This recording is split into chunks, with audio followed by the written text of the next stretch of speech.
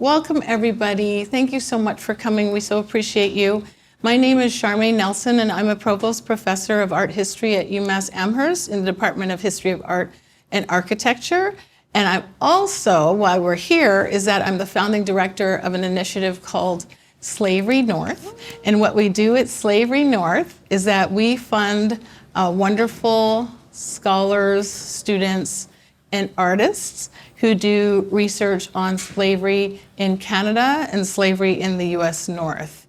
And one of our wonderful panelists tonight, Professor Jennifer DeClue, was a former fellow with us at a certain point, and other wonderful fellows are in the audience, of course.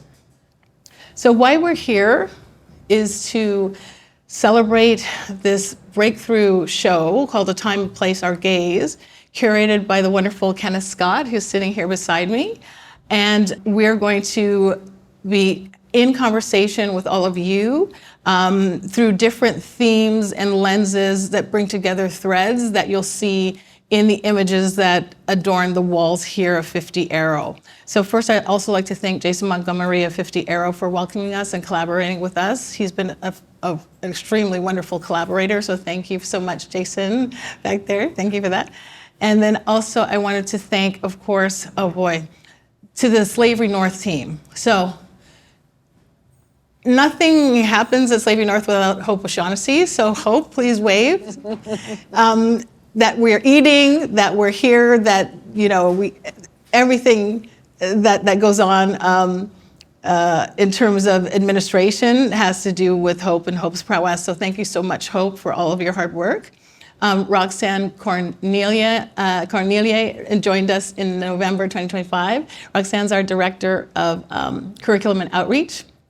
So that we have a recording, that we have video, that all of this is going on has to do with Roxanne. So thank you so much, Roxanne, for your brilliance as well. And of course, Emily had her hand in almost every aspect of this show and has been working back and forth with Kenneth across over a year, Emily?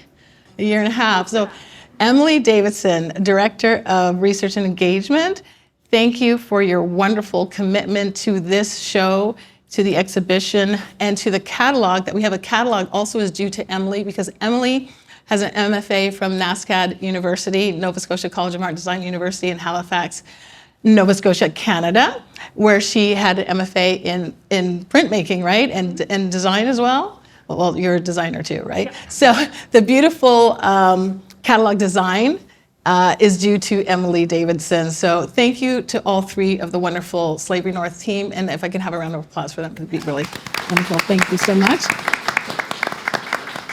Okay, so I'll start by introducing Kenneth, Kéla, and Jennifer. And then how we're going to proceed is that Kenneth is going to introduce us to the show and to his collection.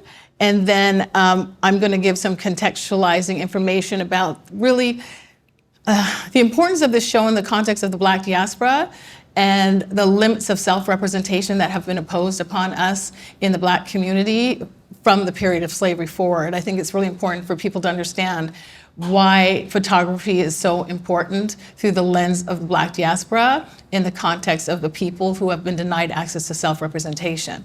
So I'm going to give some of that context. I'll hand it over to Kéla Jackson, and also then I'll hand it over to Professor Jennifer DeClue, okay? And then, of course, we're going to open up the floor to all of you after the panelists have a bit of a moment to ask each other questions and to comment on each other's presentations. So I'll start with Kenneth Scott. Kenneth was born in St. John, New Brunswick, Canada, and spent his formative years living and learning in the city's South End. As a recently retired elementary school teacher, author, amateur photographer, and history enthusiast, he remains a passionate advocate for culturally relevant pedagogy, anti-oppressive education, and inquiry-based learning. Kenneth currently spends his time researching and engaging in several personal Black history restoration projects. Through inheritance, strategy, and what he calls unimaginable good luck, Kenneth became the proud custodian of this collection that you're seeing here adorning the walls of black and white photographs of his ancestors and their community in St. John, New Brunswick. Kenneth's curatorial debut, A Time, a Place, Our Gaze, Reframing the Subaltern, was first exhibited at the St. John Art Center in 2024 and is making its first international appearance here at 50 Arrow Gallery with the support of Slavery North. So please welcome Kenneth Scott. I'm going to introduce them first. Okay, this was sick. So Kéla Jackson is a doctoral candidate in the Department of History of Art and Architecture at Harvard University. Her research and writing capaciously engages the histories and theories of modern and contemporary art and visual culture with an emphasis on articulations of race, gender, and citizenship in the United States and the Black diaspora.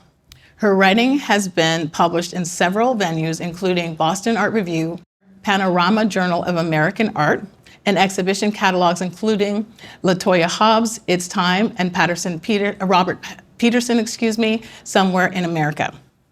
Kéla co-organized the 2021 conference Art Museums and the Legacy of the Dutch Slave Trade, Curating Histories, Envisioning Futures, which will be published as an edited volume through Brill in 2024. And was it already published? Already published, Oh, yeah. fantastic. Yeah. Congratulations. She is currently completing her dissertation, Unbecoming, the Poetics of Rupture and Visions of Black Girlhood, which examines 20th and 21st century American art and visual culture. Her work has been generously supported by the Smithsonian American Art Museum, the Terra Foundation for American Art, Andrew W. Mellon Foundation, and the American Council of Learned Society. So please welcome Kéla Jackson. And last but certainly not least, Professor Jennifer Decloux is an associate professor in the program of the study of women and gender at Smith College. She specializes in Black feminism, chattel slavery, film studies, and the avant-garde. She earned her doctorate in American Studies and Ethnicity from the University of Southern California and has been teaching at Smith College since 2015. Her book, Visitation, The Conjure Work of Black Feminist Avant-Garde Cinema, was published in the fall of 2022 and received the Duke University Press Scholars of Color First Book Award. She is a recipient of an American Association of University Women Postdoctoral Fellowship and the Schomburg Center for Research in Black Culture Scholar in Residence Fellowship. Her scholarship has been published in the anthologies No Tea, No Shade, and Sisters in the Life, and in the Black Scholar, Palimpsest, TSQ, and GLQ. She was a Slavery North Visiting Professor Fellow in the academic year 2024-2025, where she worked on her book, Enslaved in New England, Black Women and the Afterlife of Northern Bondage, which explores the history of slavery in Western Massachusetts from the perspective of Black women, especially those bound in the towns of Northampton and Hadley. So please welcome Professor Decloux. Excellent. So I'll hand it over to Kenneth Scott. Thank you. Simply put, thank you for being here for this very personal and special occasion.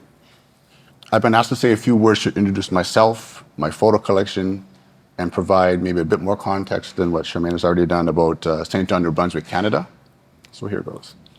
Allow me to state for the record that as a person of African descent who hails from the Canadian port city of St. John, New Brunswick, I am staunchly committed to the act of remembering. For years, I've been on a personal mission to make the voices and stories of historically marginalized Black people and communities a matter of public interest and public record. As a survivor of my province's education system, as a former elementary school teacher, and as a citizen historian, I became fascinated with the concept of cultural erasure of Black people living in the legacy of the transatlantic slave trade.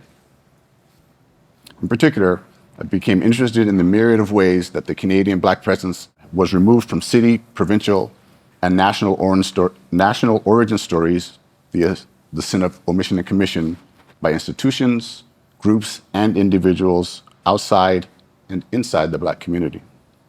Unfortunately, this is a phenomenon that continues to replicate itself in other nations, especially the countries of my ancestors, like Barbados, Jamaica, and here in the United States. The origin of my liberation project began in part in the wake of an April 29, 2017 visit to the Art Gallery of Ontario in Toronto, Canada, to view then curator Julie Crooks's photographic exhibition entitled Free Black North.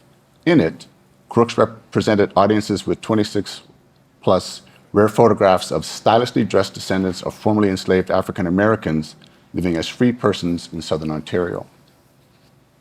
For me, the exhibit also exceeded this question: why does Canadian and American historiography continue to other the experience of people of African descent?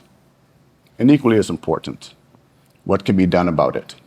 A time, a place, our gaze, reframing the subaltern became a tactic I employed from an arsenal of strategies I have seen other lovers of our people use to bring dignity, joy, and respect to marginalized communities. I am decades removed from living a day-to-day existence in my city of birth. That being said, my body, my head, and heart often returns to this geographically stunning and ruggedly quaint destination. It is immensely responsible, good, bad, or indifferent, for the person you see sitting here before you this evening. In fact, I'll be returning to my hometown in mid-March to help celebrate my mother's 86th birthday. St. John, not to be confused with St. John's, the capital city of the province of Newfoundland, is located where the Bay of Fundy meets the estuary of the St. John River. The city's early demographics were specifically influenced by historical events such as the American War of Independence, the War of 1812, as well as successive waves of sojourners and immigrants in the late 17th and 18th century. This migration also included people of African descent, free, indentured, and enslaved. Besides hailing from different parts of New Brunswick and Nova Scotia, many of these residents at an earlier time referred to places like Australia, British Guiana, Scotland, the United States, England, and the West Indies as home. St. John was once a non-mechanized, labor-intensive port city. Profoundly influenced by Victorian ideals, it possessed a dual labor market that strictly linked the type of employment a person could strive for and attain to one's race, to one's gender, social standing, and/or religious affiliation. Despite this rigid social stratification, St. John's maritime economy grudgingly provided a few opportunities for poor, propertyless, sometimes illiterate, semi-skilled and unskilled Black laborers to eke out an existence in the city's mills, refineries, shipyards, factories, coal plants, warehouses, and homes of prosperous white citizens. Common occupations for Blacks included labor jobs at the Atlantic Sugar Refinery, the railway porters, homemakers, newsboys, domestic, midwives, and my favorite, odd jobs. During my formative years, stories of the dominant culture's famous and infamous residents, posterized as St. John Firsts, were ubiquitous. A sample of the more notable tales include, for example, in 1964, 3 New England businessmen, William Hazen, James White, and James Simon, built a trading post at St. John, becoming the city's first British settlers. On May 11th, 1783, shortly after the Americans won their independence from the British, 3,000 United Empire Loyalists sailed from New York, arriving and settling in St. John. Benedict Arnold's warehouse was once located across the street from my childhood playground, where I learned to skate during the winter and shoot a basketball during the warmer months. In 1785, St. John became the first incorporated city in British North America. The first fire insurance company in British North America was established by a man named Munson Jarvis in 1801. And St. Johner Louis B. Mayer of Hollywood MGM fame purchased the New England distribution rights to D.W. Griffith's controversial 1915 film, The Birth of a Nation. Coincidentally, that movie was shown and enthusiastically received at St. John's Opera House Theater, a mere 100 steps from a tenement housing of a Black community known as Union Alley. My great-grandmother, who appears in one of the photos toward the back, lived in Union Alley, and yes, Black people protested. Currently, New Brunswick is regularly treated as a flyover province when it comes to investigating and acknowledging the contributions of communities of African descent. Historians, school curriculum, and history texts rarely or outright fail to mention in St. John's Royal Charter of 1785, there was a stipulation that Black loyalists who settled in New Brunswick were precluded from selling goods, practicing a skilled trade within city limits, or fishing in St. John Harbor. Also omitted from St. John's official history was the fact that previously mentioned Munson Jarvis was also a slave broker. And it was only in 2019 that Abraham Beverly Walker, Canada's first Black Canadian-born lawyer in what is now Canada, posthumously received the Order of New Brunswick. Attempts to have a postage stamp created in his honor were declined. The photographs that are so carefully and beautifully displayed in this gallery are proof positive that the racially contained communities in which eminent African-American scholar W.E.B. Du Bois described as living behind the veil was not just an American phenomenon. The Black St. Johners in these photos experienced a slew of soul-wounding racial indignities. Some even reached out to Du Bois in handwritten letters to elicit resources, guidance, and inspiration. And in true Canadian fashion, St. John residents and intellectuals in their own right, such as Anna Minerva Henderson, who became the first Black woman in Canada to publish a book of poetry, as well as Private Kenneth L. Hamilton, a member of the First World War's segregated No. 2 Construction Battalion and reading and corresponding secretary of the British Negro League Protection Association, attempted to contact Du Bois. Copies of the letters are housed in the special collections and university archives here at UMass. In Canada, there's a humorous expression that I've always been very fond of. And given the state of current Canada and United States social, economic, and political relations, it continues to make me wonder. The phrase is, when America sneezes, Canada catches a cold. The idea here is that due to my country's geographical location or position north of the 49th parallel, pre- and post-Confederation Canada has never been immune to our neighbor to the south's geopolitical superpower ambitions. What happens in America, in one way or another, often impacts Canada. Black St. Johners in the photographs had to adjust, be it through religion. St. John Blacks formed their own churches. Music, St. John Blacks rallied and sang songs such as Lift Every Voice and Sing, also known as the Black National Anthem, to uplift their spirits. Or be it politics, St. John Blacks protested and the perpetuation of anti-Black racism such as de facto housing covenants by creating the St. John Association for the Advancement of Colored People. And now, as a Black Southern US preacher would say, I'm gonna close. A huge part of my continued thinking and learning about the importance of Black photographs and photographers and my apologies. A huge part of my continued thinking and learning about the importance of Black photographers and photographing Black subjects comes from the many quotes that are interspersed throughout this exhibit. And I'd like to end my opening remarks with one additional quote by thinker Mark Seeley, who says, "The act of picking up the camera from within a position of oppression becomes an act of a transgressive liberation, almost as important as the making of the photograph itself, because it creates the possibility something new to be seen, something different to emerge. Slavery North and 50 Arrow Gallery, you have helped my ancestors emerge again." What does the afterlife in slavery look like in Canada? Take a look around. If possible, come back and enjoy. Bring a friend. Thank you.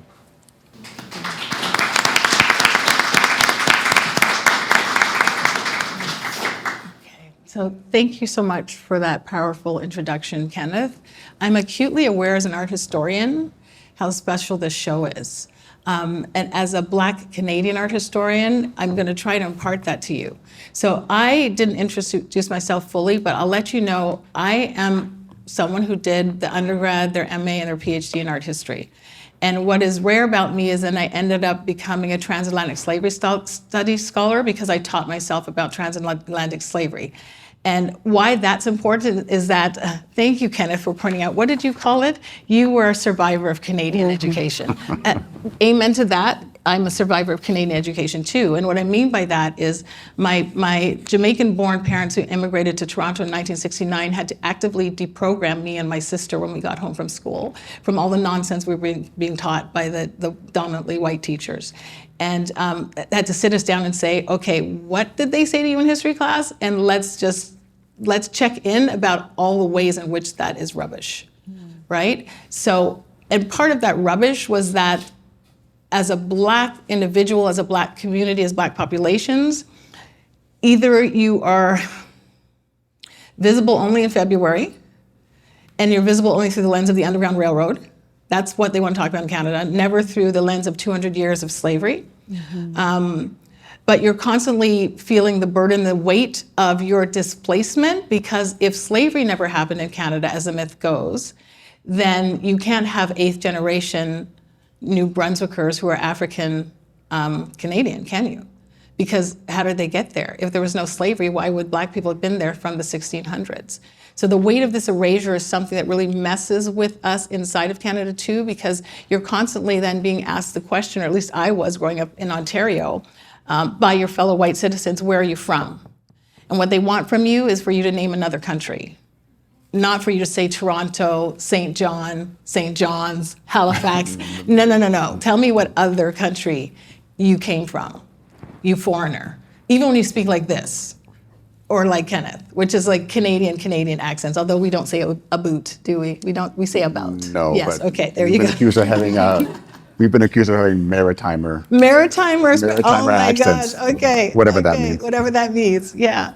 So I'm going to give a little context here on 3 different points. One being, when I look at this show, what hits me as a scholar of transatlantic slavery is the importance of photography for a people who were denied self-representation. So I want to give you some of that context. Then I want to give you a little bit of information about the cataclysmic rupture that was photography and what that meant for Black people across the diaspora, and then a little bit more information about New Brunswick, because I know that people in Canada, shame on us, often don't know about New Brunswick, which is a gorgeous, like, I drove down through New Brunswick to move here in 2022. I'm like, what does nobody know about New Brunswick? This place is stunning. It's absolutely stunning. And spend some time in your wonderful hometown of St. John before I crossed over into Maine. So I know better, but I know that a lot of Canadians do not know better. So I'm going to tell you a little bit about New Brunswick too. But to start off, I just want to remind everybody, when you're talking about transatlantic slavery, we're talking about a 400-year genocide, 1400s to 1800s. And this is not ancient history. Cuba didn't abolish slavery till 1886, in Brazil, 1888. Okay, so just let that sink in. Transatlantic slavery almost came into the 20th century. But what is so important here and how it relates to what we're looking at is that most of us, through a film, through a play, through an art exhibition, know a little bit about the physical brutality of slavery. Control and oppression as physical brutality. I shall whip you, I will brand you, I will harm you physically if you try to run away or steal your labor, steal yourself back from me. But Britain, France, Spain, Portugal, the Netherlands, Denmark and Norway, Sweden, what were they also doing when they were building their empires in the Americas is they were producing not just a paper trail, right? What we like to call the violence of the archive was not just papers that were reducing people to chattel. It was art and visual and material culture. There's a 400-year archive across Europe and across Euro-American sites, again, from Argentina to Canada, the Caribbean, and back in Europe, that were designed to justify the enslavement of Black Africans as the only population that was deemed to be enslavable all of the time. Indigenous people were sometimes enslaved, Black Africans, always. So there was a visual bombardment going on with the stereotypes now that are just so embedded in our culture, but where they began was in transatlantic slavery, and they began as what we call pro-slavery discourse, but visual, okay? At the same time, what we have to remember is the enslavers and their surrogates were very deliberate in materially depriving the enslaved people. So when we talk about slavery, what did it actually mean? To reduce people to chattel also meant, yes, I'm going to steal your labor, and you cannot accumulate any wealth for yourself. Therefore, do you think you have an ink and a quill sitting around to diary your life? Even if you had that time, which you don't, because enslaved people typically had no leisure time, you don't know how to read and write because they're not letting you learn to read and write. So on top of that, you're materially deprived. So you don't actually have the ink and quill, nor the access to the printing press. And on top of that, even if you had it, you are rendered illiterate by the force of a system that makes literacy illegal for you. So what we have to understand too is one of the surest ways to control and oppress a population is to make sure they can't represent themselves. And that is textually and visually. So at the same time that white people were creating a Eurocentric archive of heinous stereotypes of blackness, they were ensuring that black people could not represent themselves. Now, what are we looking at here? Let's just have a little art history lesson. We're looking mainly at portraits. And portraits are not just images of human beings, they're images of a specific individual or individuals who actually lived. It's not just figure studies or what we call in art history genre studies, which are images of human activity. So everybody here on the wall are people who actually lived. But pre-photography, what was the typical high art forms? Marble sculpture and oil painting on canvas. My friends, who could afford that? Right? So the upper echelons of a lot of the enslaving classes were having themselves and their families memorialized in that capacity. Many enslaved people would have seen those images, understood them, and been forced to sit for them, right? Because there's whole subgenres, especially of oil painting, which include enslaved people in what we call conversation pieces, but they're actually, get this, they're symbolically marginalized within those paintings as laboring bodies. Right? Often they're kids or adults wearing a slave collar around their neck, holding up a bowl of fruit, extending a flower. They're there as a foil to the supposed superior beauty of the centralized white figures in those portraits. Those portraits were never about them. They were never painted for them. They were never the patrons of their own likenesses. Do you get me? So there's a whole then archive of portraits of enslaved black people that weren't about those black people and never ended up in the possession of those black people.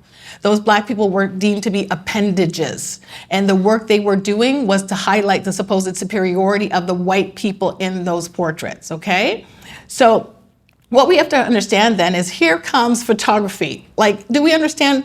We don't get it really as people sitting here in 2026, what it would have been like to have this technology boom in the 19th century where suddenly there's something called a photo studio and I can take myself there and pay $0.25 and get an image of myself dressed how I want, smiling or not smiling, pose how I want. And I am the patron of my likeness as a black person emerging from slavery or as an enslaved black person. Do you understand how mind-blowing this would have been for people?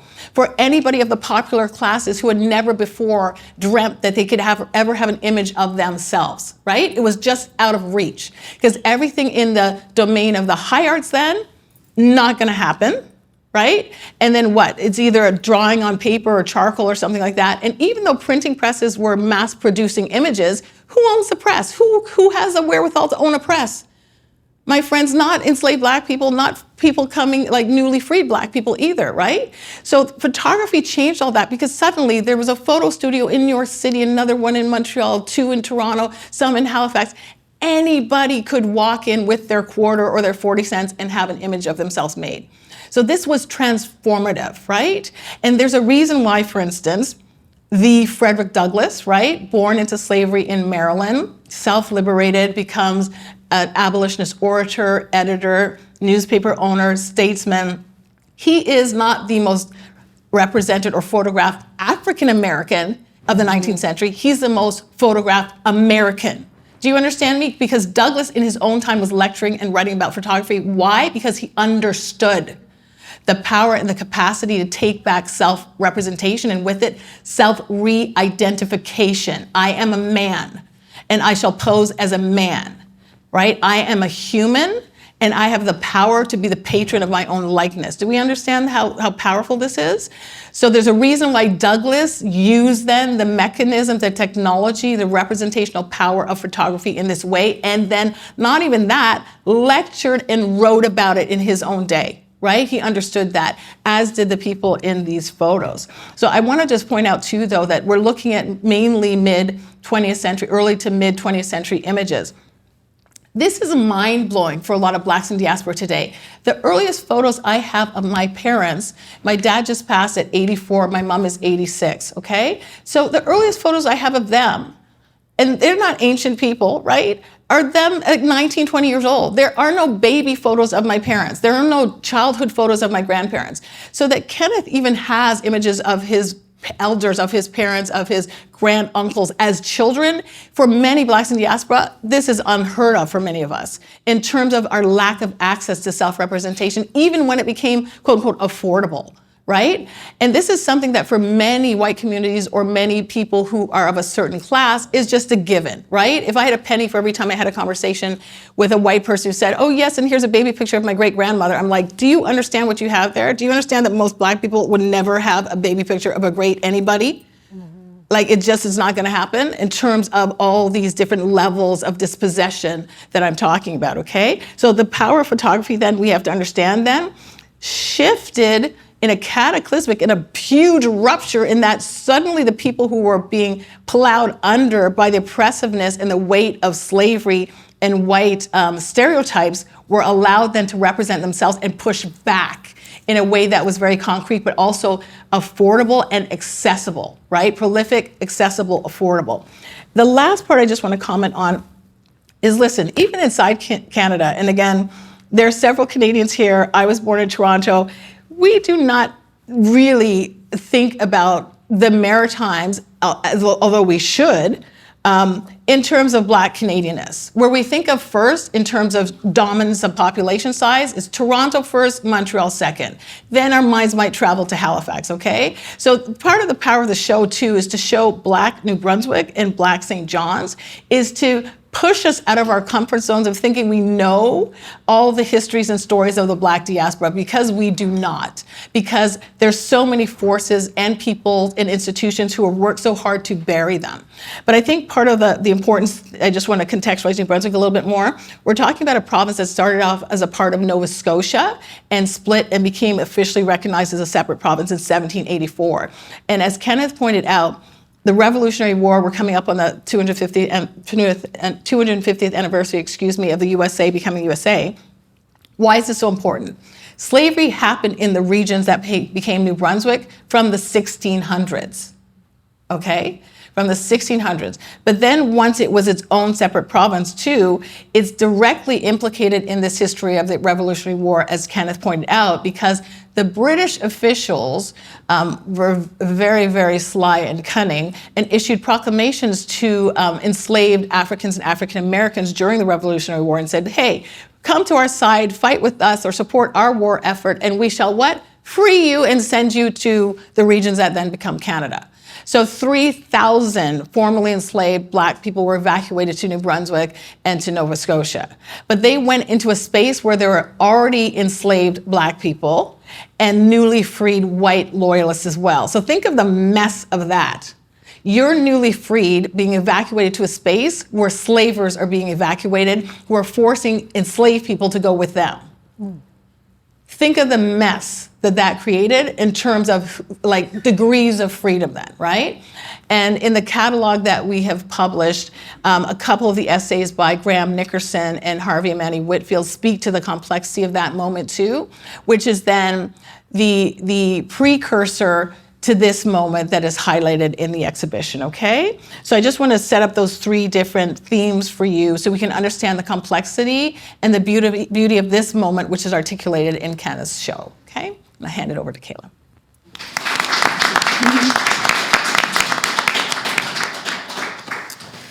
So thank you, Charmaine, for inviting me. Thank you, everybody, for being here and everybody that makes this possible.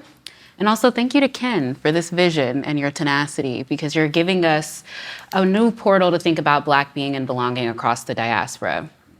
So for me to begin, I have to begin with why I'm an art historian and how I became an art historian, which is really my great-grandmother's home, which is full, I mean, to the brim. Mirrors are not mirrors, they're just picture frames of images.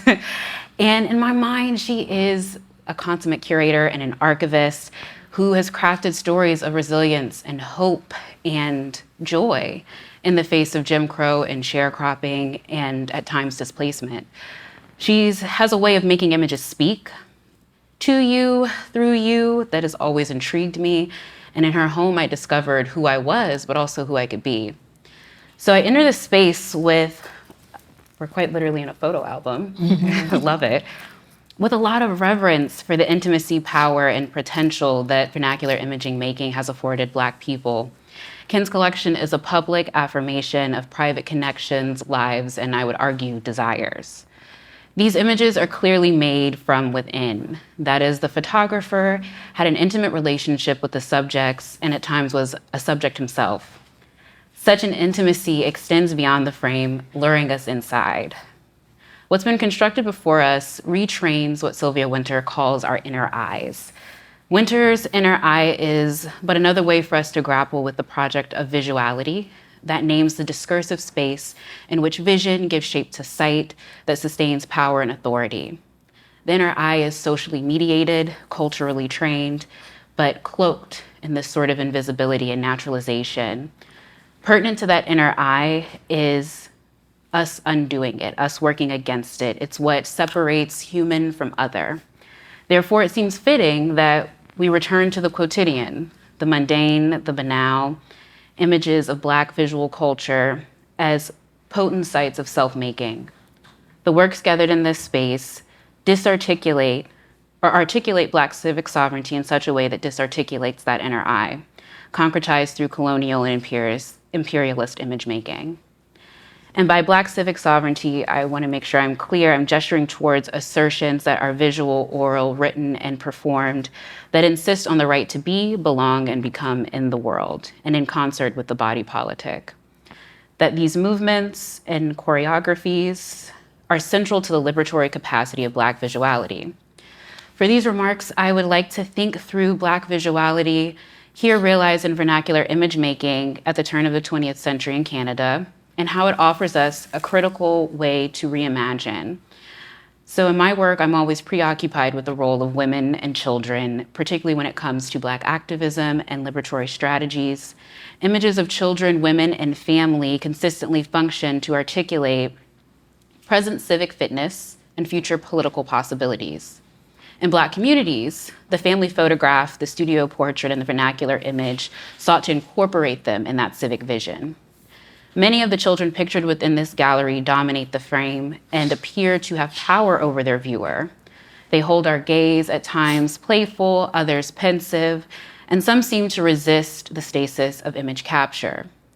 Women gather in conversation, existing within the domestic sphere in ways that highlight their femininity and family. They pose beautifully adorned in well-tailored suit, fine furs, and lavish hats.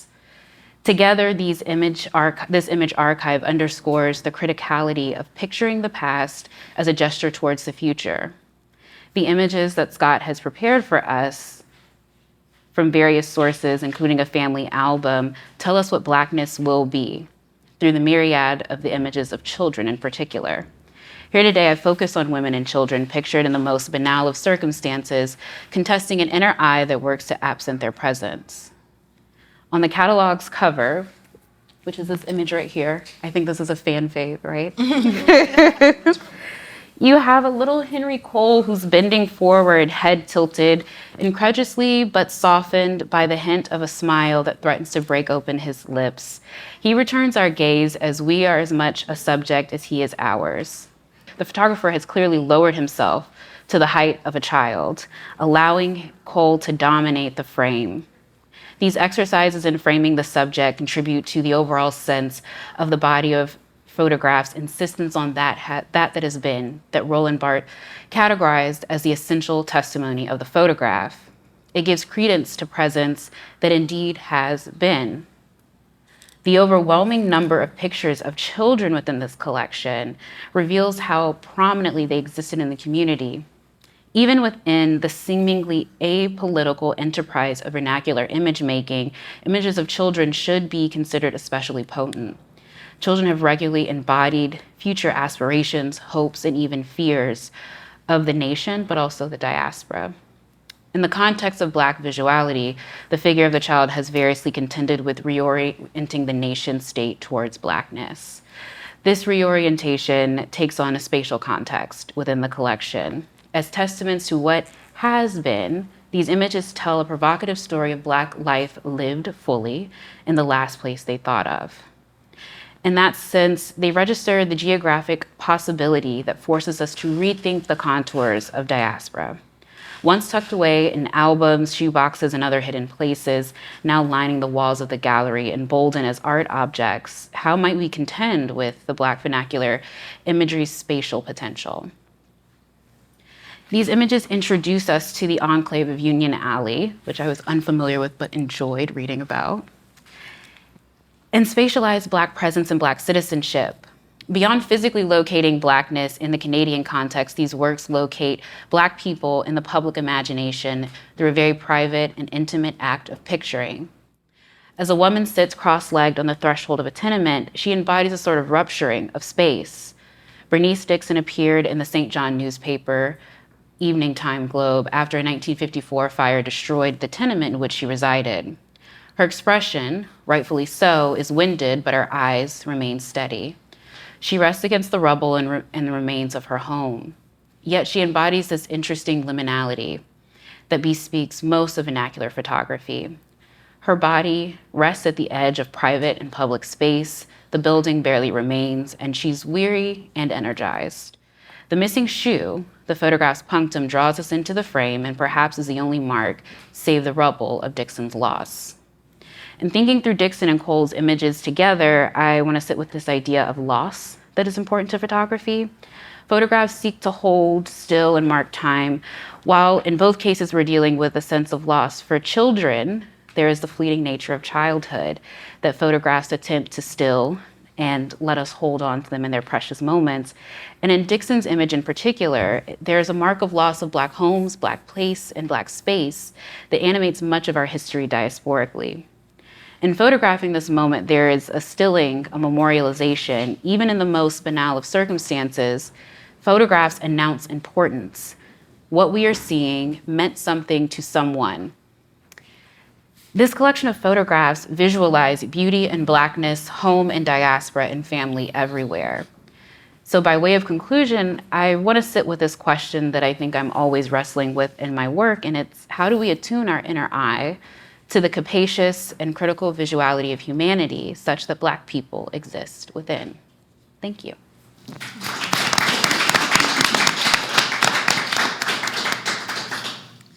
All right, thank you so much. It's really wonderful to be on this panel and to be reunited with Charmaine Nelson. And really lovely to meet you, Kenneth and Kéla. So I'm talking about self-representation and the meaning and the power of self-representation for Black people. And so as I entered the space and I engaged with the photographs, some enlarged, some, the size that they were when they were first made, a few questions come to mind. Who gets to be in the frame? Who gets to be in front of the camera lens? Like, who's of interest? Who gets to be a subject? And so looking at, I appreciate the discussion of portraiture, and I appreciate your discussion of Barth and the quotidian, because I was thinking a lot about that what's extraordinary about these images is their ordinariness, that it's just everyday life. And, as Charmaine was saying, so many Black families don't have any photographs of everyday, ordinary life. It might be a birthday, mostly not a funeral, but maybe after or before a funeral. Some monumental moment in time is when the camera would come out. But just everyday life is very rarely pictured. And so I'm thinking about the extraordinariness of the ordinariness of what's happening in the photographs. Because, when we think of Black portraiture, we might think of Van der Zee, and Van der Zee taking photographs of famous people, Billie Holiday to Basquiat, right? Like, or we might think of, archival photographs would be of chattel slavery, or carceral images of mugshots, right? When we think of Black images. So there's this ingrained pain and suffering and death that's associated with Black images, Black photographs, Black portraits. And to have children playing, to have youth and joy and life and family and community represented in the space of a photograph inside of that frame really disturbs and offers something other than the stereotypical image of Black pain or suffering. I'm also struck by the photograph of Henry Cole near 314 Duke Street. And I was thinking about Both here, and there's this idea of the punctum, like what pricks you, like the thing that isn't the point of the photograph, but the thing that your eyes keep going to. And for me, that's Henry's hands on his knees, just little baby hands, so sweet and cute. And then, the look on his face is what arrests me at first, just like the love and the joy. And it indexes who's holding the camera. Right. Like, who is the person holding the camera that everyone is looking so lovingly at? Yeah.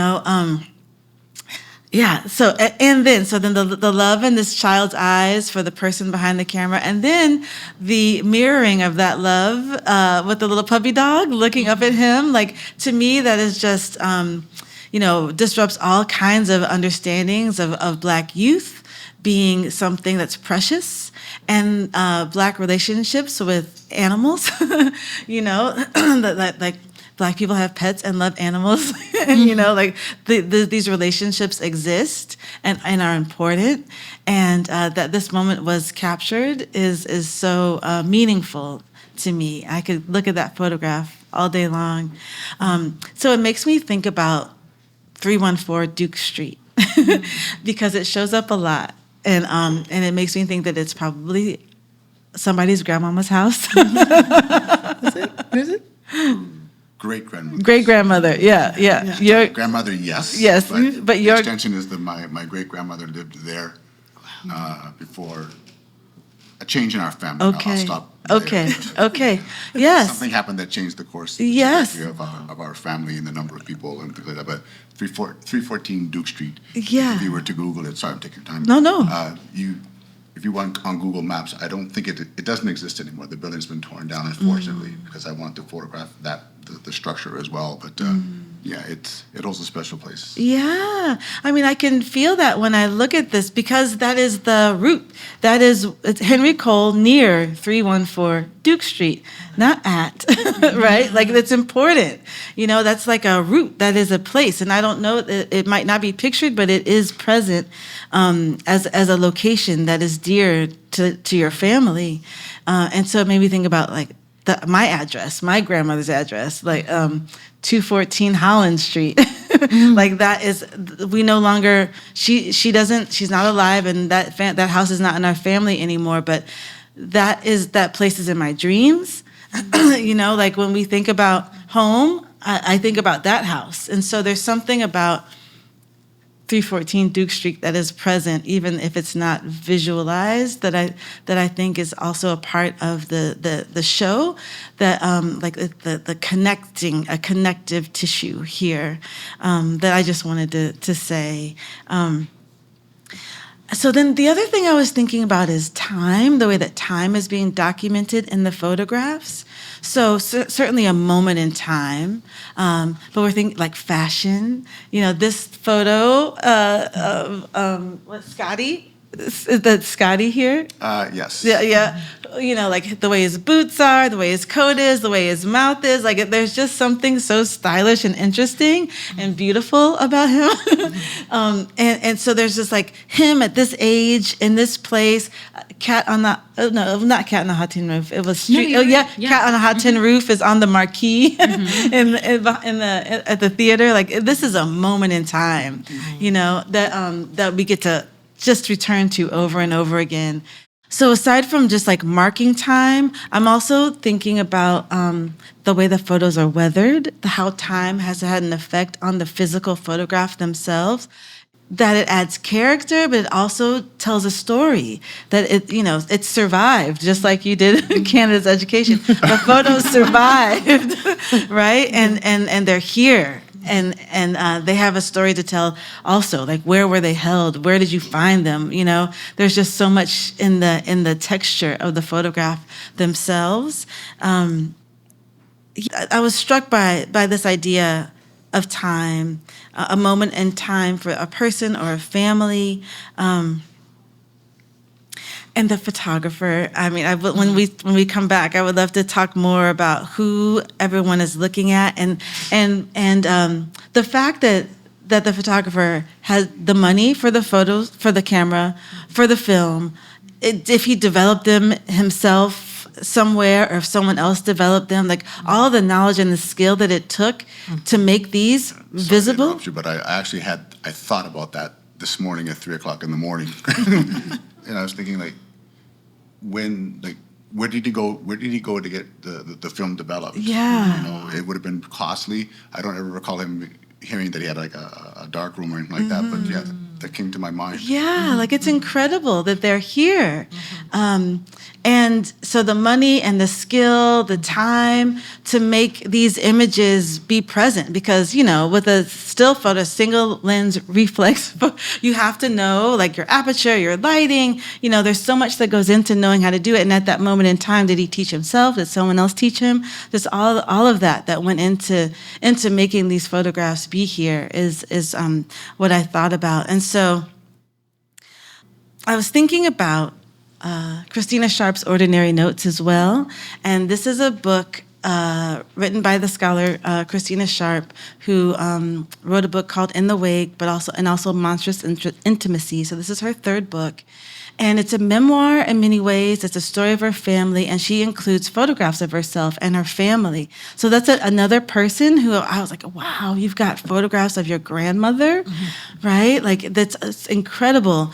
And that it's called Ordinary Notes. It's like the ordinariness is incredible and beautiful and something to behold. And I'm really glad we all get to behold them here. And so I get my closing remarks will be, we lost Jesse Jackson last week. And when I was in a meeting today, I've been practicing meditation. I was in a meeting today, and someone just said the words that the words that Jesse Jackson would say. And when I was in this room, I was thinking about those words, and I'm going to say it. It'll be a call and response. I am Somebody. I am Somebody. I am Somebody. Yeah, and like that's what these make me feel like. Like someone that sees you and loves you and takes a photo of you, like you're somebody, you're a subject, you get to be there. You matter. We want to remember you. We want to remember this moment. We want to remember your childhood. We want to remember the house that great-grandmama lived in. We want to remember all of this, and we can, thankfully. And so I'm so thankful that you have these images and that you're sharing them with us. And I really appreciate having the chance to talk with you about this. So thank you. So before we open it up to the floor, I just wanted to throw out to the panelists and see if you have any comments or questions for each other. But the thing that's striking to me too is that, the things that we assume in the world to be neutral or inherently positive were not so for Black peoples. So something as simple as representation, then the show is disruptive of a history of representation that was visited upon Black people as a violence. If you think about it, that from the period of slavery, what is characterized by in terms of art and visual culture is that art and visual culture, material culture was weaponized against Black people as a violence that was enacted upon us to steal our ability to represent ourselves as humans. So what does it mean? And notice that all of us in different ways are picking up on the words vernacular, everyday, ordinariness, and also the term, again, of playfulness, right? But what does it mean too in that because it's the friendly camera, because it's the person in the family holding the camera, it's an unsurveilled moment. right? These are Black people getting to be themselves because the white gaze is not there, right? Or if the white gaze is there, it's a baby, right? It's the unnamed two baby white people in the picture. It's not that, no, seriously, let's speak honestly about this, right? So why they can be themselves is because often, you know, they're in the home of their Black family and they feel safe enough to be playful, because I'm sorry, being playful as a Black person in the world can get you killed. Okay, let's be honest about this. Being mediocre in the as a Black person in the world will get you nowhere. We're taught that, you know, drilled into us, be exceptional, be exceptional, be exceptional. You get the A+, the white guy can get the B, but you need to get the A+. So there's like a weight upon us too, as we move through the world, being hyper surveilled all the time. So what I'm seeing too is the lightness, and someone said joy, the playfulness, the dignity, the respect, but also what does it mean that this is all possible because it's unsurveilled, because it's in community, right?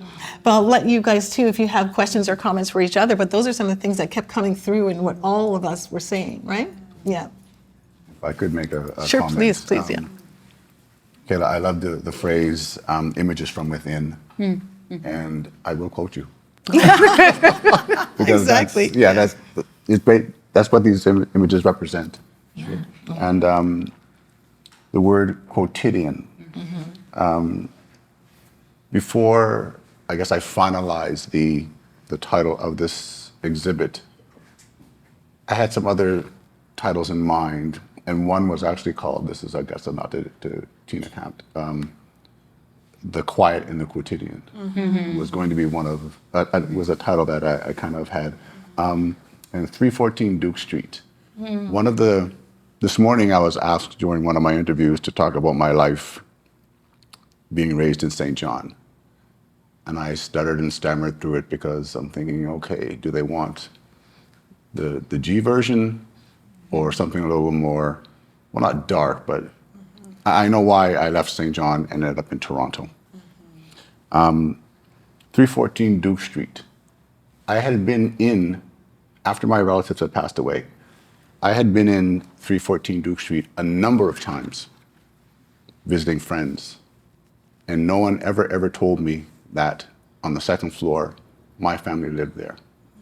And coming back to what life was like for me in St. John, my family, well, because of certain deaths, they didn't talk about the past a lot.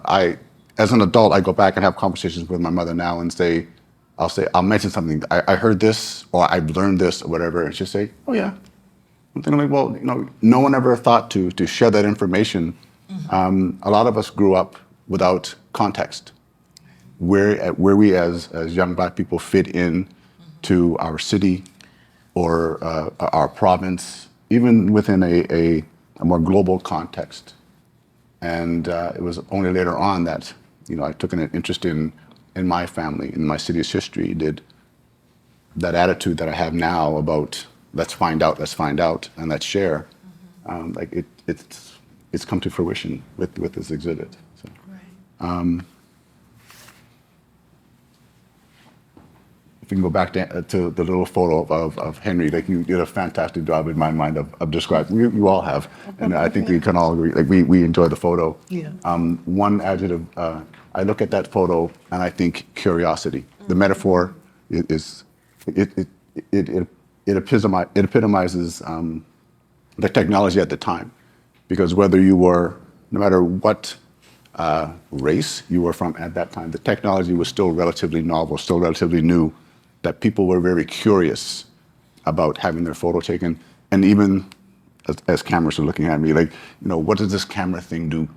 So the black and white photographs in particular, I love them because very often they cause people to lean in. You're curious, you lean in, and you pay closer attention to the details that have been stripped from you, I guess, with color.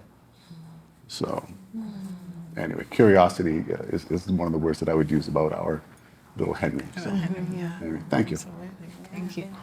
Jennifer, Kéla, any questions Well, I for was each just going to other, or- say, not questions, but observations between the two of you. You talked about it separately, but and I don't think you actually use this language, but like photo is currency. You know, when you're setting up that history of representation as something that requires a certain level of access, and then you're asking who gets to be in the frame, who gets to be a subject, it changes the way we think about photographs, not just as mementos that memorialize, but they're how you move in the world. It's how you see yourself. You know, when you were talking about surviving Canadian education and just how everybody grew up, I think about how my family was so incredibly pro-Black, and I never even thought about it. But I got to see so much of myself, so much so that I was confused outside of that space. You know, I was like, oh, I didn't know anybody could feel any other way than this way. So there is, but that's something that was almost like purchased for me. You know, you don't think about that when you're just rifling through images, or you're like, oh my gosh, why won't she get rid of some of these things? But those things are indeed what give me a sense of self. And that's currency, that matters. And so I think I picked up on that in both of you all's talks, and it just, I mean, if you want to speak more about it, but there's something to that I don't think gets touched on enough. Jennifer? It's interesting, this idea of currency. I think it's different than like a dollar, right? Like it's not fungible. Because it is unique. But what it offers in terms of access, I guess, would be access to self and access to memories. And there's something, you know, really so important about representation. As human beings, I guess we could have created a different kind of society, but in this particular one, seeing images of yourself produce a sense of self that is worthwhile, the feeling of worthwhileness, or that I am here. I am here because I see myself there, which is strange, but I think that's how it works in some ways. And so I think that having a photograph of yourself and of your family, and even that as a practice or an expectation, a value, I think is a kind of currency in that it would allow you access to carry yourself into the world in a different kind of way, having a feeling of like, well, I come from some place, and these are my people, and this is you know, this is the way that we can remember who we are, I guess, maybe. Yeah, A different kind of generational wealth. Yes. Yeah, I appreciate that. And in terms of generational wealth, that makes so much sense. Yeah. There's like a handful of photographs that I have of my grandparents. You know, one, my grandfather's young; he just came back from the war. One, my grandmother's like on a step, like very much like this, standing with like her hand on her. I think her hand on her knee. And I think about, she's like 18 or something, but she looks like 30 to me. Like she looks like 18-year-olds, and like, you know what I mean? Like 18-year-olds in the 1919s were like grown adults. She had 2 children by then, right? Like, so like she was a mother. And so there's a way that like life looked different on people back then, you know? Right. Yeah, so anyway. No, that's so important when you said this, the currency idea too. What you're making me think about too is that to what extent, who gets to have memories, or who gets to have memories attached to touchstones? If you have a people that don't have things that represent themselves, then we have no touchstone, or a lot of our ancestors had no touchstone to trigger the memory. A lot of people use photographs. Why they're so potent is that they're triggers, right? They're sensory triggers. So when you're deprived of that, what does that actually mean? And the touchstones too are ways in which you get to assert that your version of history was the correct version of history, was reality. So again, what does it mean that our ancestors did not have that? And so the thing that strikes me across so many of these pictures too is the joy. I'm just like, oh my God, they're so happy. But I realize that they're so happy because they're safe. All right, in the moments of being in community and being within households and being on a street that they know is safe, they're not being surveilled. So part of it too is who has the right and has the space and has the time to generate memories and be in situations of joy, right? So what is stripped from us and historically stripped from us too is that Black people have been so overwhelmed by the imposition of white people putting on us situations that really made us suffer constant indignities. You know, when I think of all, like, you know, sit on the back of the bus, go in the colored washroom, drink from the colored fountain, they were constant barrage of indignities that you had to just expect, you had to endure when you left your house. So what did it mean to go back to the safety of a Union Alley, whether or not it was considered a quote unquote impoverished neighborhood? To be able to be outside of your grandmother, your great grandmother's home on Duke Street and know that you were okay to play there and have fun there and you would be okay there, right? So I think part of that is what I'm connecting to with that idea of memory, and also the photograph itself as a type of currency, the camera, all the technology, but also like what comes out of it is the actual material form, but it's a trigger for something that's emotive and emotional that you can hold inside you because you have that trigger, right? So I think that that's the back and forth, the push and pull of what we're all getting at as well. I think that's interesting, yeah.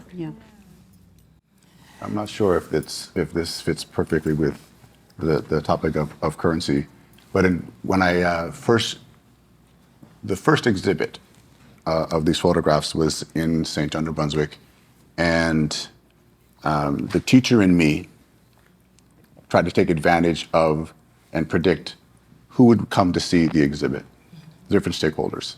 So I created a little 2-page template to help as I guess a way for people to focus in more on the photographs.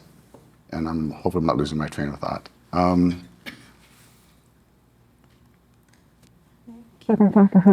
So who did you think was going to come? And did they show up? That's the question. Thank you. I know what I was going to say. Yeah. So when I put the photos up for the first time, like I still do not know who some of the people are in the photos.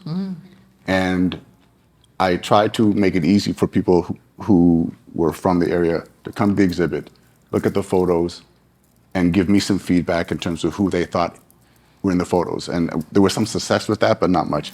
There's one woman sent me, actually in the guest book that we had, she said, you know, she gave me her name, her email, and said, the person, so as I'm speaking to you, I'm just looking to see if I can identify the photo. And I can't, I guess it's one of the smaller ones. She said, the person in the photo standing next to your grandmother is so-and-so. And I called my mother. Mom, do you know so-and-so? Oh yeah. and then, you know, and then she went down a list of who this person is related to. And it blew my mind initially. But my goal was, again, to make it a community event where people could contribute. I still consider this exhibit to be open-ended. So if somebody who sees this exhibit, whether it's, thank you, online or in video form, and goes into their shoebox that's stashed away in the corner or under the bed or in a trunk in the attic or whatever, and finds photos that fit into this presentation, like I would willingly accept it, give them credit for that. But just that idea that, you know, you as a viewer have your own histories, and hopefully those histories come with photographs, your own personal touchstones.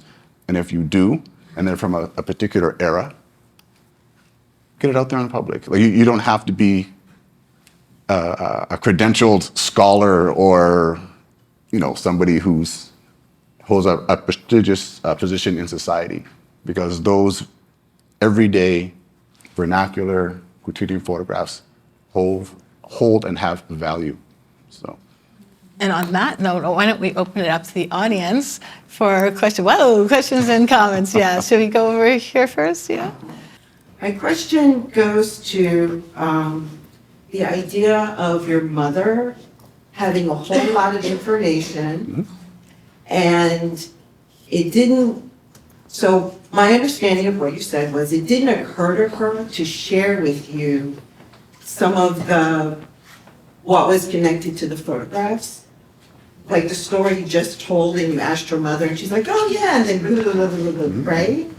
So my question goes to, in terms of currency, there is a real currency around you knowing your lineage, your ancestry, your people, your family, Absolutely. right? Absolutely. What happens when your own family doesn't value that, or there's so much trauma, they can't even talk about it and share it with you because that was in the past, we don't want to think about it, we don't want to talk about it, but here you are wanting to know. And because the photographs are also a different kind of currency in relation to lineage. So that's my question. So you're fortunate that you have a mother who was, when you asked her the question, just went through everything like it was no big deal. Why didn't it occur to her? And I know you're not the mother. I can answer the question. You can answer that? Okay. Thank you for the question, yeah. The conversations that I currently have with my mother are now based on her understanding that for me to self-actualize, I need to know, I need to have context about who I am and my family's history. So I'm trying not to ramble, and I'm trying to phrase my words. If you Google an institution called the Nova Scotia Home for Colored Children, it is Canada's first and only Black orphanage. It opened in 1921, and for a number of different reasons, Black orphan children were funneled into that specific orphanage in Nova Scotia, the province of Nova Scotia. My family is from the province of New Brunswick. So when my grandmother, again, I'm looking around to see if I can find, so if you want, you can just turn and look at the rather large section of photos beside the camera. To you see a man, a woman, a man, and a woman. The woman on the right is my grandmother, Joyce, Mary Joyce. She died when she was 29, and she left 3 children. My mother, her brother Ralph, who's in the photos, and Scotty. Because of the time period, they weren't allowed to go into the Protestant white orphanage. So they had to leave. They were sent to a different province, the equivalent of a different state, where they had no support system. Some of the former residents of this orphanage, they were from the community. So people could, if they chose to, go and visit them. My family had none of that. So it took years because of the abuse that happened there for my mother to find her way and be able to talk about it. And I still say one of the greatest stories I've ever heard and one of the greatest gifts I've ever received. Sorry.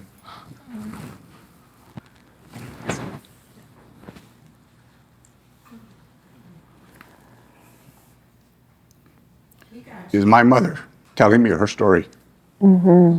So it happens now. She can do it with much more clarity. I carry this with me because during the night of the first exhibit, I gave her an identical scarf, and she was so proud to wear it. I explained the idea of kente cloth and all that, and she couldn't be here, so I took this. But my family suffered significant losses within the span of 4 years, from 1940 to 1944. My Uncle Sonny, the person who I think took a lot of the photographs, lost his mother and 2 sisters. And he wasn't someone who would say to us as adults, this is your family. So for me, thank you, Ancestry. To anybody else who's in a situation where they're unable to find their family history, I feel for you. And I don't mean you, but just if you're in that space. But that's what can happen to not just Black families, First Nations families, Caucasian families. There's that significant rupture. And interestingly enough, it is photographs can bridge that gap and generate conversations and build relationships in a way that's probably, like Mr. Holmes says, that can't be done with a painting or other types of media. So Thank you for that question. Thank you for that question. And I saw another hand here. Thank you so much for this exhibit, this awesome exhibit. I can't help in looking at these photographs to think about the contemporary moment of digital. And one of the things that these images remind us of is that, having not the digital, right? One had to be very purposeful in taking the photo, getting it developed, putting it in an album that then we today can have access to through you. My question is really about the things that currency and memory, and I'm interested in hearing your thoughts on the contemporary, our current circumstance of taking pictures incessantly, right, through the digital, but then never developing them, right? So keeping them in these. What is that about? What do you postulate? wrong with us, When is we're what you said. thinking about memory, Right. so let me tie it to. So when we think about memory, right, and when we think about ruptures in memory and trauma, we think about those three things, right? Memory, trauma, and that rupture, and then tie that to our propensity for taking tons of images all the time, everywhere, food, everything, but then never developing them, but just holding, and sometimes not even going back and looking at them. Right. What do you think that's about when we think about the kind of currency and the memory and the history that's accessible, right? The understanding of belonging, right? Coming from people. Can you just postulate about what you think is happening in the contemporary moment, this contemporary moment of taking pictures but not going back and looking at them? Sure. Do you want to start down, Jennifer? I have some thoughts, even just about what you said a moment ago, Ken. Thinking about Kéla, what you said about loss and the photograph, and to, if I understood this correctly, it was Scotty. Am I right? My mother's nicknames. Oh, yeah. Were, the East Coast is an area of nicknames. Apparently, it happens in the South. And the Caribbean, The Caribbean, yeah, and you have a nicknames. Caribbean heritage. So Who took the photo? Sunny. Sunny, sorry. Julian Scott, Julian Scott. AKA Sunny. Okay. My uncle Sunny is responsible for a lot of the pictures. Okay. In here, but there are some photos in here we don't know the photographer because he's Okay. actually in the photos. Got it. So what I was thinking about is that he suffered a great loss. 3 great losses in a short period of time, and began taking photos. So thinking about loss and grief and holding on to memories, there's the relationship there, it seems to me, perhaps, that there's something about not wanting to suffer more losses or mitigating loss in some way through the photograph. And so that thought occurred to me while you were talking. And to your question, I'm thinking about loss as well. So take a picture, it didn't happen. There's people say it in a shorter way than that. Pick or it didn't happen. I don't know. Whatever. Oh, I know what you're saying. Yeah, it's like if you don't take a picture, it didn't happen. Yeah. Very safe and video driven. Yeah. Right. So there's a way, and I found myself, because of the fact that I can take a picture of anything I want and it's always going to be there forever, but it really won't. But the idea that it could, it gets in the way of me actually experiencing the thing. And so I could go to a concert and record every single song, but my Were you at the concert? Is that right? Exactly, yeah. My memory of the concert is looking through my phone, not looking at the stage, Yeah. right? So there's a way that I think it is we're contending, we don't want to lose it, but we're losing it by trying to hold on to it, you know, and the fact that we have access to holding on, I think, is overwhelming, and we can't help but do it because we don't want to forget. But I think it really does interrupt the experience of life in many ways. And there's something about having to make choices with film and having to take your time, having to have a tripod and the conditions right, and then bracketing. I don't know, those of us who took photos on film, you take one this aperture and one this aperture just in case, you know. Really intentional moments that you're capturing that that I think make the experience of holding on to a moment fleeting in a way that if it was a little harder, we probably wouldn't do that, you know? Yeah. But then I guess another layer to that, though, too, is, okay, in a digital age, which photos do you bother to print and put up in your house? And how important are they because you bothered to print them and put them up in your house, right? When you have maybe 200 or 300 images, let's say, of your wedding, and you print 3, right? But there's 300 to choose from, right? So those 3, there's some power for you in those 3, right? So, because I think most of us still adorn our homes with photographs, no? Or am I the total throwback, right? Right? But it's I have so many to choose from, so why are those ones on my walls? Why are they so potent to me that I've chosen those, right? So we're still printing them to a certain extent or developing it in our house in our color printer, most of us, right? But then what's the one I bothered to go buy a frame at TJ Marshalls for? And then why is that one hanging up and not the other 300 of that same day, right? But yeah, I totally get the incessantness of the clickety, clickety, click, you know, and don't ask the Slavery North team how much I'm take a picture, take another picture. We have a social media, you know, it's constant, right? But it's why? Yes, what is the compulsion to do that? I know for Slavery North, it's we want people to know about us and what we're doing, to join us, to support, right? But it's in my personal life, why do I need 50 pictures of that piece of fish I ate? You know what I mean? Did I eat, am I enjoying eating it? Or first I have to post that I had the swordfish at this restaurant, right? Yeah, so I totally, brilliant question, Sherry, yeah. Sherry from Canada. Another Canadian house, yes, ooh. We get an ooh-ah for Canadians at this panel, yeah. Go ahead. I was going to say, I'm somewhere in between. So as I described my great-grandmother's house as something that I feel I don't practice, when you said that about the pictures in the home, I was oh my God, I have way too many pictures. Okay. So any desk I have, because I'm usually on fellowships, you know, the wall of a cubicle, pasted in pictures. I'm often in places, I feel art history is, you know, it still has a ways to go as far as who is going to be represented in that space. So for me, I take my family with me.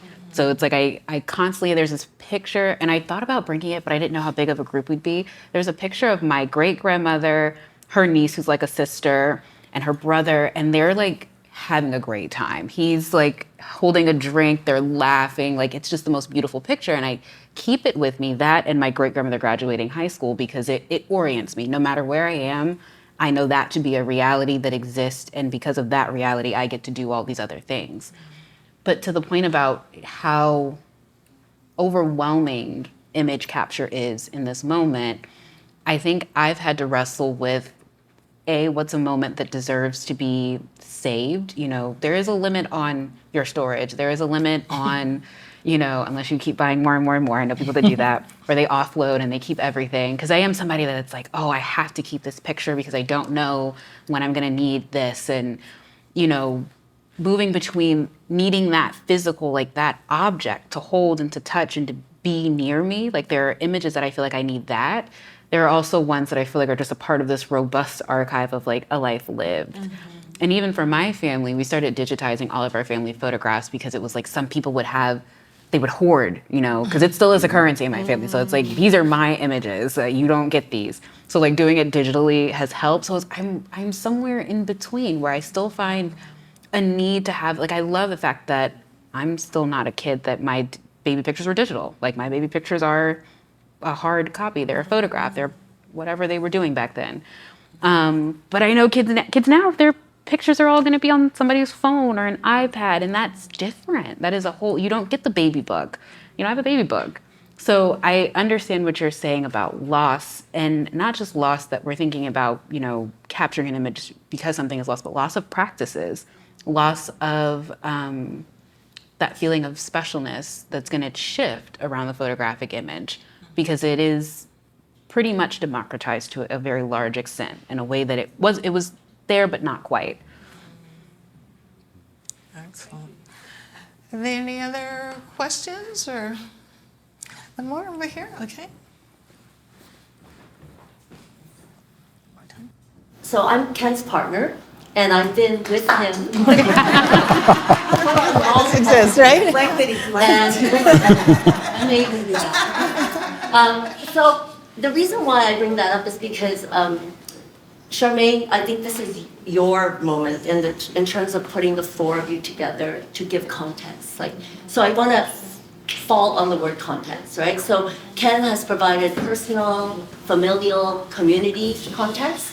Charmaine, you've done so much, including the socio-historical, political piece around American and Canadian context.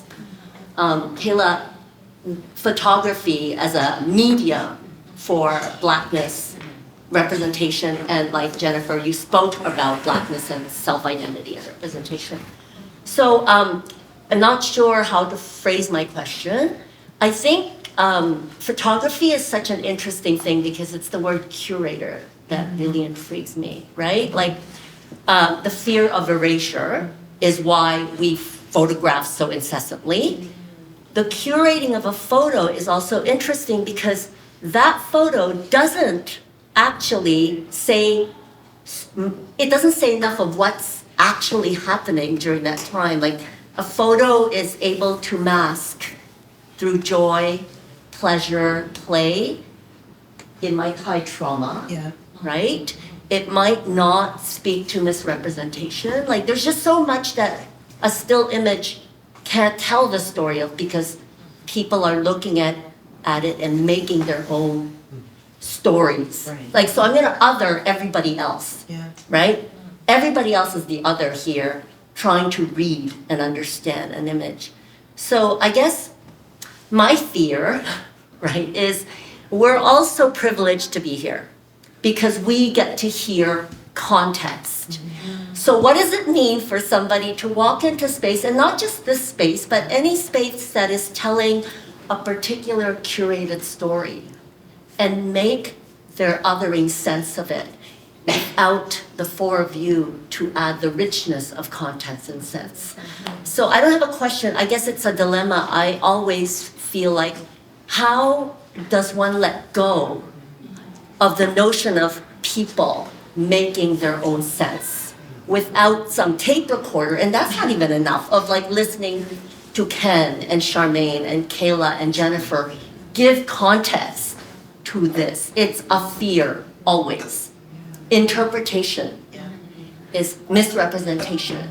Erasure are always fears of like, how does one let go of that? And or how projection. does one control it? Right, and projection. Yes, right. We interact with the world, and so what does it mean when we can't control that part? And it needs to be told, and yet we can't follow people around telling them the story that we want them to hear, right? I'm sorry, okay. Yeah. That was a brilliant question, yes, yeah. I think I totally value that question and that insight, but I think there's a way in which at a certain point, like good or bad, we do have to let it go, and we have to let the person walk in the door, and everybody walks in the door with their own baggage, right? So there's some people you're never gonna reach them. When you do this work too, as a scholar who's doing transatlantic slavery studies and Black Diaspora studies, and you all will know this, there's a point at which you're just like, there's some people whose minds are made up. They're never going to see me as truly human, as intelligent. I could write 50 books in my lifetime. It's never going to be enough. I'm never going to be equal to someone who they see as more worthy because I'm a Black woman. The end, period. I'm not going to reach that person. So I would be driven crazy if I obsessed on those people I can't reach. I just have to be like, I do my work, I put it out in the world, I let it go. Those who want to be reached by it will be reached by it. But I think there's a way in which we go a bit further here thanks to Ken's introduction of the quotations, and we've added to that too, because those quotes, you'll notice a lot of them are not from art historians or artists. They're from thinkers, they're from intellects, they're from people who were pondering it throughout their lifetime across history from slavery forward, what it meant for people in the Black diaspora to represent themselves or not, and to have that power or not. So I think those are really good touchstones for people. And again, who reads in the gallery? Some people are going to come through and not read one of these quotes. Another person will come through and read every single word, right? But I can't control that, right? And the other part too, hopefully, that people will take away is the catalog, right? Often a show like this, as brilliant as it is, will have like a 2-page pamphlet. Like at Slavery North, we're so blessed by Mellon money, thank you, Mellon, that we were able to publish, like it's 100 and something pages, our catalog with like 3 contributors, chapters, my introduction, and Ken's foreword. That's unheard of, really, for a show of this scale and size at a brilliant gallery like this. But often these spaces are underfunded in that way. So you get something. Jason. Don't be confused. Or Jason. Can you invite him to come in to Yeah. Jason, come over and talk to us. But yes, hi, yeah, Jason. please don't But please don't come up disappear. here, yeah. I have But something I it's want to say. If you The don't other mind. thing too is that pull up a chair, and but it's like we like for people who want that context, we have given you the context that goes back to the 18th century, my friends. So again, sadly, Alice, we can't control who's going to reach out for that and bother to take the. No, I understand, and it's a brilliant question, and really that kind of haunts me. But I just have to be like, Charmaine, you can't control this. Don't stay awake at night worrying about the people who don't want to be reached and who you can never reach. Like for someone even to walk in this door, see that it's about Black New Brunswick and stay for me is like, yes, thank you very much. Like, you know what I mean? Because some people will turn around as soon as they see this a show about Black people. Let's just be honest. And others will turn around as soon as they see it's not about America, meaning USA, right? So it's like, who actually enters and will spend the time and who will actually come back? The show's up for like over 2 months, right? So I totally get what you're saying there. And does anyone else want to comment on that? Like, Jason, do you lose sleep at night over this? No, because this show, I think, creates its own context in a beautiful way. Between the combination of the candid portraiture and then the quotations, and I've had the benefit of spending some time in here. After everyone goes home, I get to have the space to myself. It creates a context in which you're asked to first and foremost accept the humanity of the subject matter. In a way that is, like, I think I've said this to you before, it feels like sitting in a room with someone going through a memory album, a picture album, in a way that is beautiful because the person you're also standing with is not going to let you out of that moment without challenging some of your conceptions. And for me, those are always those great interpersonal moments. And you brought that here and created that context. And one of the benefits, I think, of having something like this in a space that, like our gallery, and this isn't just me tooting my own horn, is we do get people through the door who come in with no context other than I hope to God they have a printer for the R&V. Right. Yeah, and then they're here and they're immediately disarmed in a way that I have found, at least spending some time in the gallery with people, is healing in a way that I don't think people were expecting. And that it opens up some disturbing thoughts around like, oh, if you're not expecting to see human beings when you walk into our gallery, something's not right. But that level of like intimacy, I think, it could be undone if you were to, let's say, like go full mass mocha and have a warehouse area. In that regard, like, I thank you for the time that I get to spend with these people, like, and the energy that I get to like enjoy in that. And I think I mentioned when we and I walked through that you opened my eyes to something personally, and the show opened my eyes to something personally. And I don't mean to sound rude, but you know, after you do enough shows in a gallery space, not every show is going to mean anything to you. You're going to get to the point where you're like, yep, see you next week. And we had a conversation about a photograph of my grandfather and his brother when they had come over to New Bedford from Cape Verde. And they had no money, like literally jumped off a boat because they didn't know they could just walk into port. And it's this photograph, and I went back and found it of them, and they're in suits and the ties and shirts, and I'm like, I know they had no money for this. Why'd they get this taken? And you said it was the first time they ever had representation of themselves that they could take with them, and that shook me to the core because that photograph has stayed with our family. It's gone from family member to family member to family member without ever realizing that may have been. It definitely was. I'm not going to say may have been. The first time he probably was able to articulate what he felt his own image was. And like, I can't thank you all of you sitting here and everyone from Slavery North for giving me that personal experience as a gallerist. Like, it's beautiful, so thank you. Thank you very much. Do you mind if I? No, please respond and then we'll. Yes. Thank you, Jason. Jason, thank you. I realized when I came here and I saw you, I recognized you immediately because I've Googled you. Sorry. No, So everybody knows. within there's a police officer here. Within limits, I know what that line is, kind of thing. I have a list of thank yous that I'd hopefully can get to when the time comes. Oh, sure. You But- can go ahead now because we're going to wrap up so people can have an opportunity to have you sign their catalog if they want to buy one. Okay. Okay, how about that? Thank you. Good. Yeah. I brought a gift. I bought a gift for your gallery, Thank you. and I'm hoping that it's received with the heartfelt thank you that it is intended for. Sorry, Alice, do you mind? Or I can get up. I'd like to present you with something, and I'd like you to actually open it Oh, for people to see. Thank you. Okay. That's So, great. Jason. you can either open it and I tell you what it represents, or I can tell you. So you get a choice. Like a No, game I show. want to open it and then. Yes, Okay. okay. Nice, very good, yes.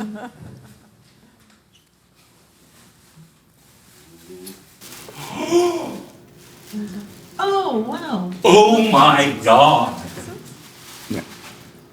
Oh my God. Wow. These are so beautiful. I think so. Yeah.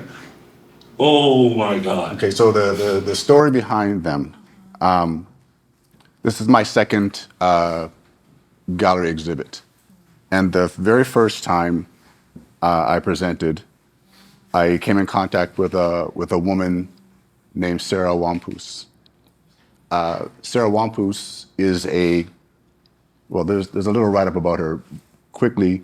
She is a First Nations elder. She speaks a couple of different first languages, and she makes moccasins, all self-taught. And the connection that I immediately had with her was that, and her daughter is, she was a former residential school survivor. I think they call them Indian schools here. Yeah. And again, my mother was in, I guess, on one of a black version of it to a certain degree. And I became interested in her artwork, and she became part of my journey towards the arts, getting to know different artists and their stories. So I presented a set of her moccasins to the St. John Art Gallery as a thank you, and I'm doing the same here. There's a letter, a little write-up inside for you and your staff. You can feel, if you want to read it, that's fine. I would love to read it if you don't mind. This is so beautiful. But it's my way of saying thank you, and there's a lot of great art. There are a lot of great artists in different communities, and I'm bringing some Canadian art of an amazing artist to your space. So. And I can't tell you what it means as a person of Indigenous descent to receive beadwork and the level of gift that is like I'm shaking. Like thank you. I can't express to you. That happens to be an added bonus. And I say that in jest, but also I know that if I've been asked the question, what happens next, Ken? with this exhibit? Short answer is, I don't know. When I finished the other exhibit, I had really no idea. People were talking to me, and then I get a letter from, there's a connection was made to Charmaine, I get a letter from Emily, and boom, here we are. So I don't know, but wherever I go next, if there's a possibility, I would be bringing her art with me as well. Please. I mean, I feel like I can't express to you how deep and truly beautiful a gift this is. Like I'm pleased. there's a part of me, like 9 of my ancestors and my grandmother are like, you better have sage in the back room to get back to them because that's how this works. So I gotta go and hit the box in a second. Allow me to offer my profound thanks for your collaboration and kind support of my project. Please accept this gift, a pair of leather moccasins created by a self-taught artist named Sarah Waposi. Wapus. As a token of my appreciation for allowing me to display my photos in your beautiful and inclusive art space. Ooh, didn't think I was gonna cry tonight. Me either. Elder Miss Sarah Wapus is an 84-year-old Abanashi artisan from, and I'm gonna butcher that, You just have a First Nations community First- in Ontario. Yeah, now I'm embarrassed. And it's funny, we just did a webinar with the Association for American Indian Affairs, and one of my artists is going to be so mad at me. Which is in the Kenora district of the province of Ontario, Canada. Ms. Wapus is a cultural and linguistic preservationist who has been making handmade moccasins and mittens since she was a child. She speaks and reads in Abanashi Moan and holds traditional knowledge on land, including wigwams and making traditional wild foods. She is also an Indian residential school survivor. I try to bring attention to her artistic gifts wherever I can. Here is hoping that you appreciate and find inspiration in her art as well as the beauty and resilience of her spirit. Kenneth Scott. Oh, Beautiful.